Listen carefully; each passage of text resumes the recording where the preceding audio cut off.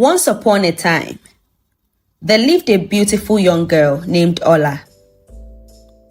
Ola comes from a wealthy family, and she had everything she could ever ask for. Fine clothes, shoes, toys, and all the luxuries a young girl could imagine. She lived in a grand mansion with high walls, glittering chandeliers, and a garden filled with flowers from every corner of the world. Ola was the envy of her classmates. Every day, she arrived at school in the finest dresses, adorned with the latest fashions, and shoes that shimmered in the sunlight. She had the newest toys and gadgets, and her classmates would often stare in awe at the things she owned. Yet, despite all this, Ola was never satisfied. If she saw a classmate wearing something she didn't have, she would rush home, her heart burning with desire, and demand that her mother buy her the same thing, or something even better. When she sees a beautiful hairstyle on her friend, she would go home and demand for the same hairstyle. Her wardrobe was overflowing with dresses, shoes, and accessories, some of which she hadn't even worn yet. But the more she had, the more she wanted. One day, Ola saw her friend Amma carrying a beautiful sparkly backpack at school. It was simple, but it caught her eye immediately. Amma smiled and twirled around as her friends admired her backpack. Ola couldn't stand it. She had to have that backpack, and not just one like it, but the exact same one. That afternoon, Ola rushed home, bursting through the doors, her face flushed with impatience. "Mama, I want the same backpack that Amma had today at school. You must get it for me," she pleaded.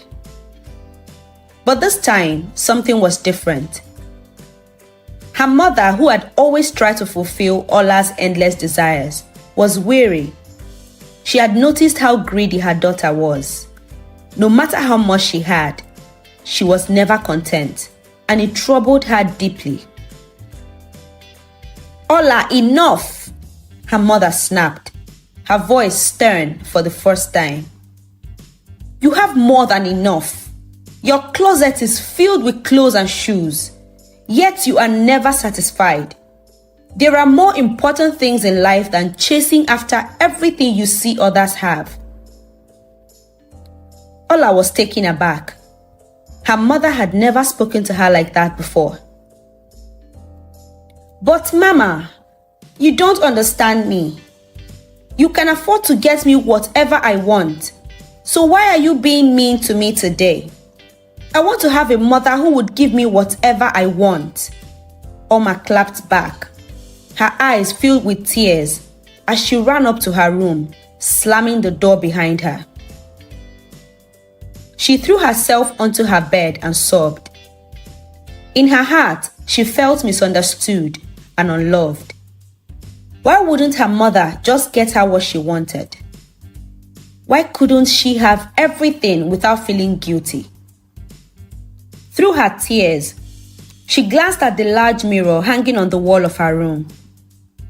It was an ornate mirror with a golden frame, something her grandmother had once said was special. She had told Ola of a mirror goddess, a spirit said to live inside mirrors, capable of granting wishes to those who truly need them. Ola was filled with rage, and she disliked her mother at that instant for snapping at her and denying her what she wanted. And so she wished to be far away from her mother, perhaps in a new home. With a shaky voice, Ola whispered, "Mirror goddess, I wish I could live in a house where everything I ask for is given to me without question. I wish I can live in a home far away from my mother so I can have all I want." Suddenly, the room went quiet. The mirror shimmered, and a soft, ethereal light filled the air. Ola felt herself being lifted from her room. The room spun around her, and in a blink, she found herself standing in the most magnificent palace she had ever seen. The floors were made of pure marble, the walls covered in gold-trimmed tapestries, and chandeliers twinkled like stars in the vast, endless hallways. Everywhere she turned, servants in crisp uniforms awaited her command. Ola's eyes widened in awe. Everything was perfect. Everything she had ever wanted seemed to be right here. She grinned with excitement, her earlier sadness forgotten. For the first few days, Ola was in heaven. Whenever she wanted something, a new dress, a pair of shoes, the finest foods, or the most exquisite jewels, the servants would bring it to her immediately. There was no limit to what she could have. She roamed the enormous mansion, trying on gowns, playing with luxurious toys, and feasting on sweets. She went to school and saw her classmate wearing a pair of beautiful blue sneakers. Ola's greedy eyes widened as she rushed home and demanded the servants to get her the exact same shoes. Within a few minutes, one of the servants came running with the blue shoe. Ola was amazed at how swift her needs are being attended to, and she laughed out loud to herself, feeling like she was in heaven. But after what seemed like a few weeks, something began to change. The house was so vast, the halls so quiet, and it started to feel empty. The endless rows of beautiful dresses and shoes didn't seem to excite her anymore. The servants, though polite, never smiled warmly at her or spoke with her like her mother and her home maidens used to. There was no laughter in the mansion, no family dinners filled with stories and jokes.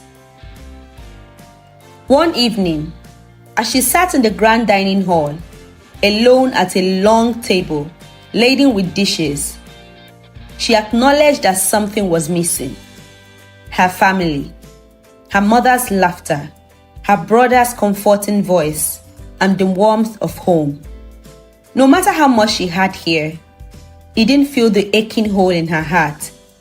She missed her mother's embrace, the smell of homemade meals, and the simplicity of her real life. She had never realized how much those things mattered until they were gone. As the days passed, Ola grew more and more lonely. The perfect life she had wished for was turning into a prison. She could have anything she wanted, except the one thing she needed the most: love, warmth, and the company of her family. One day, unable to bear it any longer, Ola decided to find her way back home. She ran out into the streets and started walking, but she couldn't remember the way home. It seemed the memory of her home is fast fading away. She tried all day to find her way back home, but she couldn't. Scared and frustrated, she ran to the same golden mirror that hung in her grand bedroom, her heart aching with regret as she gazed into the reflective surface. "Mirror goddess," she whispered, tears streaming down her eyes. "Please, take me back. I was wrong. I don't want all these things. I miss my family. I miss my mother and her love. I don't need endless dresses or riches. I just want to go home." For a moment, the mirror remained silent. Ola fell on the ground, sobbing with a heavy heart. Then, suddenly, A soft glow filled the room, and in an instant, the grand mansion vanished, and Ola found herself back in her own room, surrounded by the things she had once thought weren't enough. The smell of her mother's cooking wafted through the air, and her heart swelled with joy.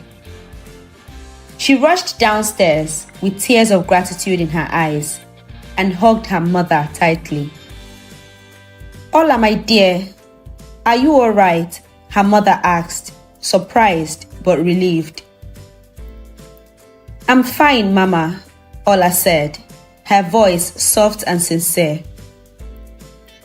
"I just realized that I have everything I need right here. I don't want anything more.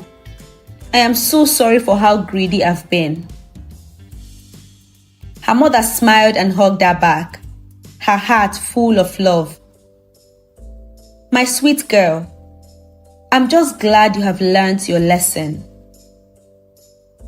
From that day on, Ola no longer felt the need to chase after the newest or most expensive things. She learned to be appreciative of what she had: her family, her home, and the simple joys of life.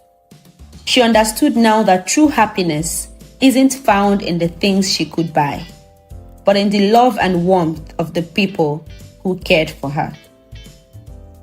And so, Ola grew up to be a wise and content young woman who knew that the precious things in life could never be bought, but only cherished. This is the end of my story.